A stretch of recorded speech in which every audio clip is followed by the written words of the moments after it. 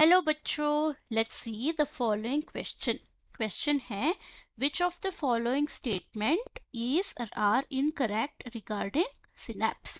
हमारे पास 4 स्टेटमेंट्स है। Statement 1, synapse is a junction between axon endings and one nerve fiber and dendrite of the other.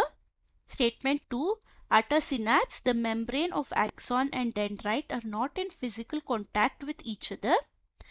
Statement 3, transmission of nerve impulse through synapse is only one way. Statement 4, neurotransmitter is always released from axon ending and not by dendrites. We have 4 options. So we have to select the incorrect statement from the following 4 statement. इस question का पीछे का की concept क्या है? की concept हम यहाँ पे सिनेप्स के बारे में बात कर रहे हैं।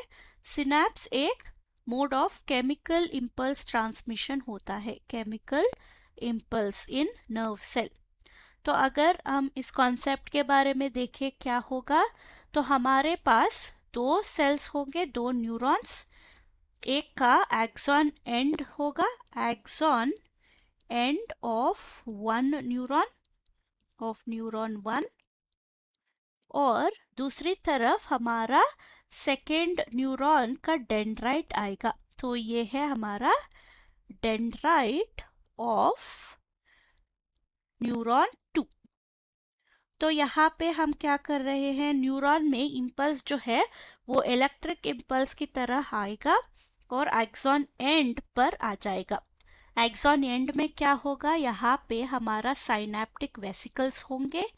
ये साइनेप्टिक वेसिकल्स में हमारा केमिकल्स जो भी है वो रहेंगे। तो ये है हमारा साइनेप्टिक वेसिकल। इसके अंदर केमिकल्स होते हैं, इसका नाम है न्यूरोट्रांसमीटर्स। न्यूरोट्रांसमीटर्स का वन एग्जाम्पल जो है वो है मेन वन एसिटाइल कोलिन होता है। इसके अलावा और भी होते हैं, डोपामिन एक्सेट्रा।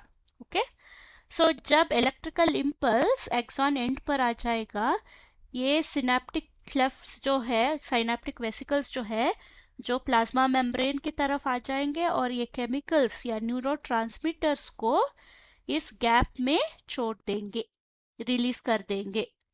रिलीज करने के बाद ये न्यूरोट्रांसमीटर कहाँ जाएंगे, ये डेंड्राइट्स के ऊपर जो रिसेप्टर सेल्स होते हैं, रिसेप्टर मॉलिक्यूल्स होते हैं, उस पे जाके बाइंड हो जाएंगे।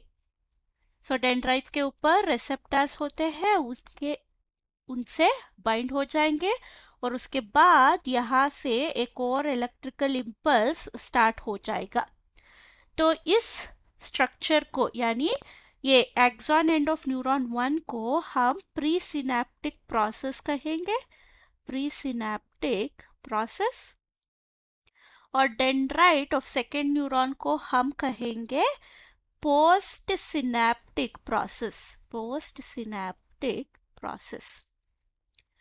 और जो गैप है ये दोनों के बीच, क्योंकि एक्सॉन न्यूरॉन 1 और न्यूरॉन 2 कभी भी एक दूसरे को टच नहीं करेंगे, हमेशा गैप हो रहेगा। इस गैप को हम कहेंगे साइनेप्टिक क्लेफ्ट, साइनेप्टिक क्लेफ्ट। सो टुगेदर मतलब हमारा pre synaptic process, synaptic cleft और पोस्ट सिनेप्टिक प्रोसेस, ये तीनों मिलके हमारा साइनेप्स बनेगा। तो क्या हमने क्या देखा, axon end of one neuron से न्यूरोट्रांसमीटर रिलीज होते हैं। कहाँ रिलीज होते हैं, सिनेप्टिक क्लेफ्ट में रिलीज होंगे और डेंड्राइट्स के ऊपर जो रिसेप्टर्स होते हैं उस पे जाके बाइंड कर लेंगे। तो ये यूनी डायरेक्शनल होगा, हमेशा यूनी डायरेक्शनल ही होगा।